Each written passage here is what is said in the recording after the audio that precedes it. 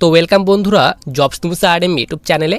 তো বিএসএফ অর্থাৎ border security ফোর্সের তরফ থেকে তোমাদের এমপ্লয়মেন্ট নিউজ পেপারে একটি শর্ট নোটিফিকেশান রিলিজ করা হয়েছে এবং তোমাদের কিন্তু এখানে বলে দেওয়া হয়েছে যে তোমাদের এখানে কোন কোন পোস্টে নিয়োগ করা হবে, টোটাল কতগুলি এখানে পোস্টে তোমাদের ভ্যাকেন্সি রিলিজ করা হবে তার ডিটেলস তোমাদের দেওয়া হয়েছে। এবং প্রথমে তোমাদের আমি এখানে বলে রাখি, তোমাদের কিন্তু এখনও কিন্তু এখানে যে আবেদনের যে ডেট কবে থেকে আবেদন স্টার্ট হবে তো তার কোনো ডিটেলস কিন্তু তোমাদের এখানে দেওয়া হয়নি। তো তোমাদের কিন্তু এখানে কোন পোস্টে নিয়োগ করা হবে, টোটাল কতগুলো পোস্টে ভ্যাকেন্সি রিলিজ করা হবে তার ডিটেলস দেওয়া হয়েছে। তো আমরা কিন্তু আজকে এই সব ডিটেলস সম্পর্কে আলোচনা করব, কারণ তোমরা সকলে জানো যখনই সেন্ট্রাল গভর্নমেন্টের কোনো ভ্যাকেন্সি আসে তো তোমাদের প্রথমে কিন্তু এমপ্লয়মেন্ট নিউজ পেপারে কিন্তু তোমাদের নোটিশ প্রকাশ করা হয়, তারপরে কিন্তু তোমাদের অফিসিয়ালি যে ওয়েবসাইট রয়েছে সেই অফিসিয়ালি ওয়েবসাইটে তোমাদের কিন্তু ফাইনালি যে তোমাদের ফুল যে নোটিফিকেশান সেটি কিন্তু রিলিজ করে দেওয়া হয়। তো তোমাদের কিন্তু এই ভ্যাকেন্সির ক্ষেত্রে কিন্তু তোমাদের কিন্তু প্রথমে এমপ্লয়মেন্ট নিউজ পেপারে তোমাদের এই নোটিশটি প্রকাশ করা হয়েছে। নোটিশটি তোমরা এখানে দেখতে পারো, সবার উপরে দেখো তোমাদের কিন্তু এখানে বলা হয়েছে directorate general border security force, অর্থাৎ তোমাদের কিন্তু এই নোটিশটি বিএসএফ এর তরফ থেকে রিলিজ করা হয়েছে। নোটিশটি তোমরা এখানে দেখতে পাবে না, ঝাপসা ঝাপসা উঠেছে। তো তোমরা ফুল ডিটেলসে দেখার জন্য সবার প্রথম তোমরা এখানে দেখো, তোমাদের এখানে বলা হয়েছে তোমাদের কিন্তু এখানে বিএসএফ এ নিয়োগ করা হবে, বর্ডার সিকিউরিটি ফোর্সে নিয়োগ করা হবে, হেড কনস্টেবল অ্যান্ড কনস্টেবল পোস্টে নিয়োগ করা হবে। টোটাল তোমাদের কিন্তু এখানে 123টি পোস্টে তোমাদের নিয়োগ করা হবে, অর্থাৎ 123টি ভ্যাকেন্সি তোমাদের দেওয়া হয়েছে। এবং তোমাদের এখানে আবেদন করার জন্য প্রথমে বলে রাখি তোমাদের কিন্তু এখানে 10th পাস করা থাকতে হবে। যাদের 10th পাস করা রয়েছে কিংবা 12 পাস যাদের করা রয়েছে তোমরা কিন্তু এখানে আবেদন করতে পারবে। এবং তোমাদের এখানে আবেদন করার জন্য বয়স বলা হয়েছে মিনিমাম 18 বছর বয়স হলে তোমরা কিন্তু এখানে আবেদন করতে পারবে। সিলেকশন প্রসেস বলা হয়েছে তোমাদের ডাইরেক্ট ইন্টারভিউর মাধ্যমে সিলেকশন করানো হবে। আবেদন করতে হবে অফলাইন মোডে, তোমাদের কিন্তু এখানে অনলাইন মোডে আবেদন করলে হবে না, অফলাইন মোডে আবেদন করতে হবে। এবং লাস্ট ডেট বলা হয়েছে যেই দিন থেকে তোমাদের আবেদন স্টার্ট হবে সেই দিন থেকে 30 দিন পর্যন্ত, অর্থাৎ 1 মাসের তোমাদের টাইম দেওয়া হবে।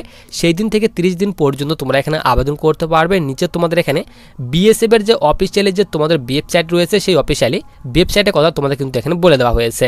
এরপর দেখো তোমাদের এখানে বলা হয়েছে যে তোমাদের এখানে টোটাল কতগুলি ভ্যাকেন্সি দেওয়া হয়েছে।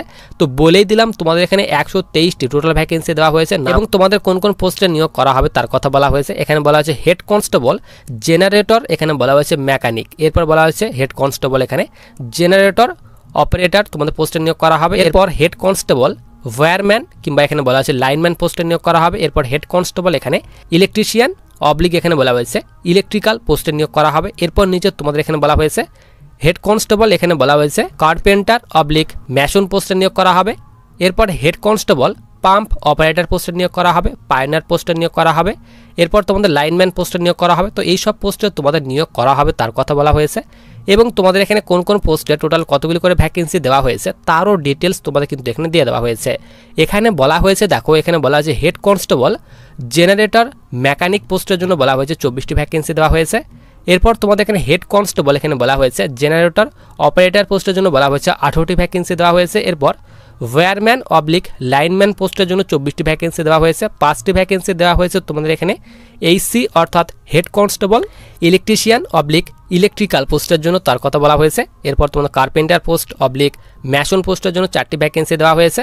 এরপর নিচে তোমাদের এখানে বলা হয়েছে টোটাল যে তোমাদের ভ্যাকেন্সি সব এখানে তোমাদের পোস্টগুলি মিলে বলা হয়েছে 123টি টোটাল ভ্যাকেন্সি তোমাদের দেওয়া হয়েছে তার কথা বলা হয়েছে।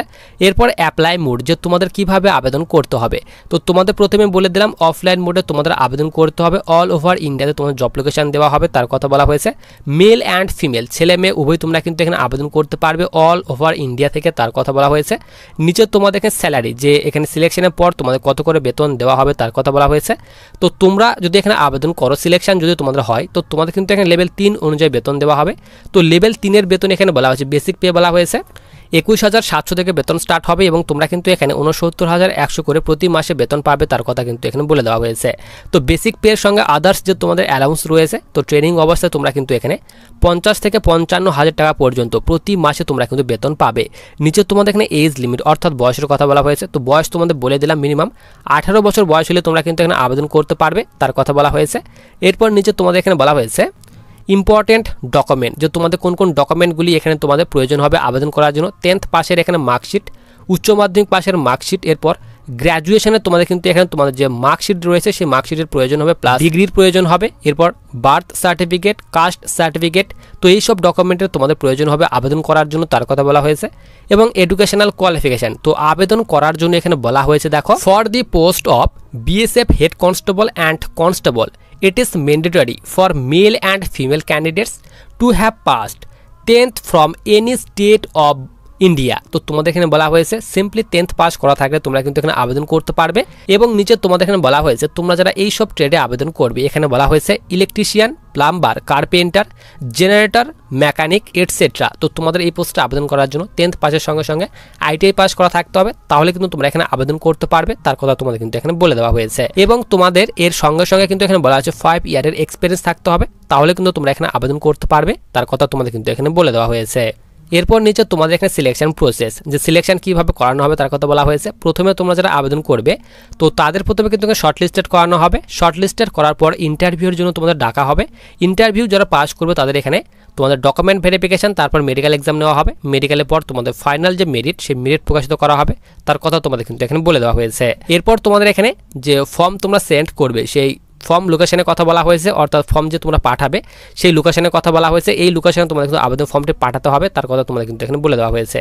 তো আবেদনের ডেট তোমাদের কিন্তু এখনও প্রকাশ করা হয়নি, এই ভ্যাকেন্সিটি কিন্তু তোমাদের এমপ্লয়মেন্ট নিউজ পেপারে কিন্তু প্রকাশ করা হয়েছে। তো আবেদনের ডেট যেদিন তোমাদের প্রকাশ করে দেওয়া হবে অফিসিয়াল ওয়েবসাইটে, তো আমি কিন্তু তোমাদের অবশ্যই ভিডিওর মাধ্যমে আপডেট দিয়ে দেবো। তো তার জন্য তোমরা যারা এখনও চ্যানেলটিকে সাবস্ক্রাইব করে রাখোনি, অবশ্যই চ্যানেলটিকে সাবস্ক্রাইব করে পাশে থাকা বেল আইকনটিতে ক্লিক করে রাখো ভবিষ্যতে আসা বিভিন্ন ধরনের ইম্পর্টেন্ট ভিডিওর নোটিফিকেশনগুলি পাওয়ার জন্য।